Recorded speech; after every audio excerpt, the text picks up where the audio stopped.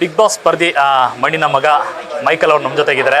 Big boss ವೇದಿಕೆಯಲ್ಲಿ ಅವರ ಕನಸುಗಳ ಬಗ್ಗೆ, ವೆಂಚರ್ ಬಗ್ಗೆ ಸಾಕಷ್ಟು ಮಾತನಾಡಿದ್ರು. ಅದರಲ್ಲೂ ಒಂದು ಬಹಳ ಮುಖ್ಯವಾಗಿ ಅವರು ರೆಸ್ಟೋರೆಂಟ್ ಮಾಡಬೇಕು ಅನ್ನೋ ವಿಚಾರ. ಸೊ ಆ ಕ್ಷಣ ಇವತ್ತು ಬಂದಿದೆ. HSR ಲೇಔಟ್ನಲ್ಲಿ ಅದ್ದೂರಿಯಾಗಿ ಇವತ್ತು ಲಾಂಚ್ ಆಗ್ತಿರುವಂಥ ಬರ್ಗರ್ ರೆಸ್ಟೋರೆಂಟ್ ಬಗ್ಗೆ ಮಾತಾಡೋಕ್ಕೆ ನಮ್ಮ ಜೊತೆ ಮೈಕಲ್ ಅವರು ಇದ್ರೆ ಬನ್ನಿ ಮಾತಾಡ್ಸೋಣ. ಮೈಕಲ್ ಅವ್ರಿಗೆ ಮೊದಲಿಗೆ ಕಂಗ್ರಾಟ್ಸ್, ಒಳ್ಳೆದಾಗಲಿ. ಸೊ ಬಿಗ್ ಬಾಸ್ ವೇದಿಕೆಯಲ್ಲಿ ಸಾಕಷ್ಟು ಸರ್ ಹೇಳ್ತಾರೆ ನಿಮ್ಗೆ ವೆಂಚರ್ಗಳೇನು ಅಂತ. ಅದರಲ್ಲಿ ಮೊದಲ ವೆಂಚರಿಗೆ ಸ್ಟಾರ್ಟ್ ಆಗಿದೆ. ಸೊ ಈ ಬರ್ಗರ್ ರೆಸ್ಟೋರೆಂಟ್ ಬಗ್ಗೆ ನಿಮ್ಮ ನಿರೀಕ್ಷೆ ಮತ್ತೆ ಈ ಥರದೊಂದು ರೆಸ್ಟೋರೆಂಟ್ ಮಾಡಬೇಕು ಅನ್ನೋ ಕನಸು ಯಾವಾಗಿಂದ ಸ್ಟಾರ್ಟ್ ಆಗಿದೆ? ಸೊ ನನ್ನ ಹತ್ರ ಈ ಕನಸು ತುಂಬ ದಿನದಿಂದ ಇದೆ. ನನಗೆ ಬರ್ಗರ್ ಅಂದರೆ ಚಿಕ್ಕ ವಯಸ್ಸಿದೆ ತುಂಬ ಇಷ್ಟ. ಸೊ ಅದರಲ್ಲಿ ನಾವು ಸುಮ್ಮನೆ ಒಂದು ಚಿಕ್ಕ ಗಾಡಿಯಲ್ಲಿ ಸ್ಟಾರ್ಟ್ ಮಾಡಿದೆ. ಆ ಗಾಡಿ ಆ್ಯಕ್ಚುಲಿ ಹೊರಗಡೆ ನಿಲ್ತಿದೆ.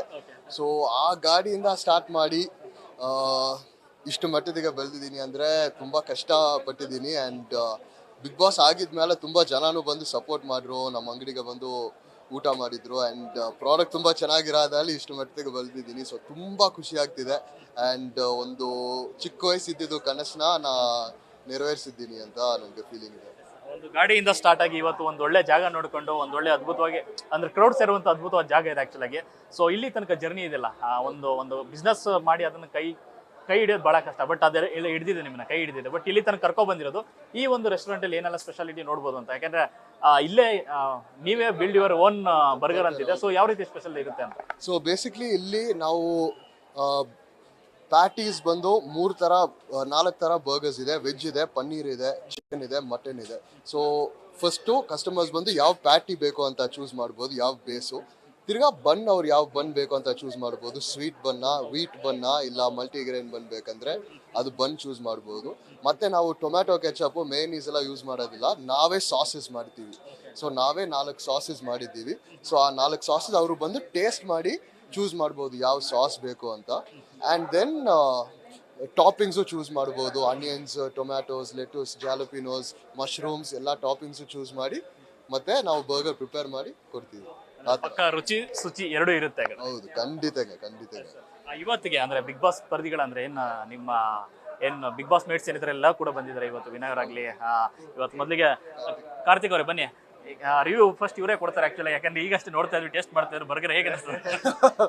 ಅಲ್ಲ, ಫಸ್ಟ್ ಬೈಟ್ಗೆ ರಿವ್ಯೂ ಕೇಳ್ತೀರಾ ಅನ್ಕೊಂಡೆ, ಪೂರ್ತಿ ಮುಗ್ಸಾಗೋಯ್ತು ನಾನು.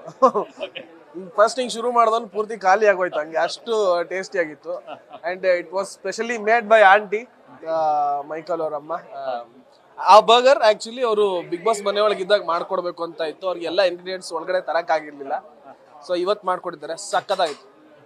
ಅವತ್ತು ಅಂದ್ರೆ ಎಲ್ಲ ಇಂಗ್ರೀಡಿಯೆಂಟ್ಸ್ ಹಾಕ್ದೇನೆ ಅಷ್ಟು ಟೇಸ್ಟಿ ಆಗಿತ್ತು. ಇವತ್ತು ಎಲ್ಲ ಹಾಕಿದ್ಮೇಲೆ ಇನ್ನೂ it's fantastic. It's best burger around here. And next RR Nagar ಕಡೆನೂ ಬರ್ತಾ ಇದ್ದೇನೆ. So just because of bike we have come from very long. ಇದು ತುಂಬಾ ದೂರದಿಂದ. ಮತ್ತೆ ಅವನ ಅಲ್ಲೇ ಬಂದ್ರೆ ಮಚ್ಚ ಅಲ್ಲೇ ರೆಗ್ಯುಲರ್ ಬರ್ಗರ್ ಅಡ್ಡ ಅಲ್ಲೇನೆ. ಇದು ಬೇಡ, ಒಂದ್ ನಿಮಿಷ. ಗೆಳೆಯನ ಒಂದು ವೆಂಚರ್, ಯಾಕಂದ್ರೆ ಸಾಕಷ್ಟು ಸರಿ ನಿಮ್ ಕಷ್ಟ ಸುಖಗಳು ಭಾಗಿಯಾಗಿದ್ದಾರೆ, ಎಷ್ಟೋ ಸರಿ ಮಾತನಾಡಿದಿರ ಅದನ್ನು ಕೂಡ. ಸೊ ಮೈಕಲ್ ಅವರ ಜರ್ನಿ ನಿಮ್ಗೆ ಎಷ್ಟು ಸ್ಫೂರ್ತಿ ಅನ್ಸುತ್ತೆ? ತುಂಬಾ ಖುಷಿ ಆಗಿದೆ. ಯಾಕಂದ್ರೆ ಅವನೊಂದು ಬರ್ಗರ್ ಟ್ರಕ್ ಇಂದ ಇಟ್ಕೊಂಡು ಇವತ್ತೊಂದು ರೆಸ್ಟೋರೆಂಟ್ ಮಾಡೋ ಲೆವೆಲ್ಗೆ ಬಂದಿದ್ದಾನೆ. ಇನ್ನು ದೊಡ್ಡದಾಗಿ ಆಗ್ಬೇಕು ಅನ್ನೋದೇ ನಮ್ಮ ಆಸೆ.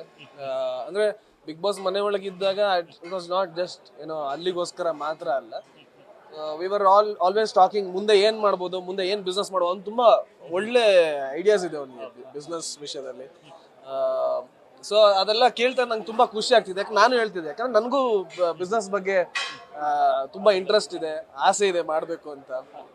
ಸೊ ಅವ್ನು ಐಡಿಯಾಸ್ ಕೊಡ್ತಾ ಇದ್ದೆ, ಹಂಗ್ ಮಾಡು, ಹಿಂಗ್ ಮಾಡು ಅಂತ ಹೇಳ್ತಾ ಇದ್ದ. ಬರ್ಗರ್ಸ್ದು ಹಂಗ್ ಮಾಡ್ಬೋದು, ತುಂಬಾ ಚೆನ್ನಾಗಾಗುತ್ತೆ ಇಲ್ಲೆಲ್ಲ ಅಂತ ಹೇಳ್ತಾ ಇದ್ದ. ಸೊ ಅವನ ಹಾಗೆ ಮಾಡಿದ್ದಾನೆ.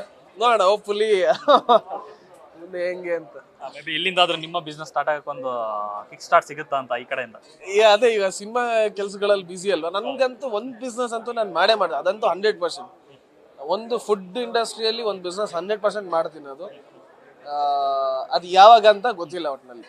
ಅದು ದೇವ್ರ ಅದೃಷ್ಟ ಕೈ ಹಿಡ್ದು, ಅಪ್ಪ ನೀನ್ ಇವಾಗ ಜನಗಳಿಗೆ ನೀನು ಅನ್ನ ಹಾಕೋ ಅದೃಷ್ಟ ನಿನಗಿದೆ ಅಂದ್ರೆ, ಅನ್ನ ಹಾಕೋದಂದ್ರೆ ಅದೇ ಹೋಟೆಲ್ ಇಂಡಸ್ಟ್ರಿ ಅದೃಷ್ಟ ಇದೆ ಅಂತ ದೇವರ ಅಸ್ತು ಅಂತಂದ್ರೆ ಅವಾಗ ನೋಡಪ್ಪ ಶುರು ಮಾಡ್ಬೋದು. ಆಸೆ ಅಂತೂ ಇದೆ. ನ್ಯೂಸ್ ಫಸ್ಟ್, ನಿರ್ಭೀತಿಯಿಂದ ನಿಮ್ಮ ಪರವಾಗಿ.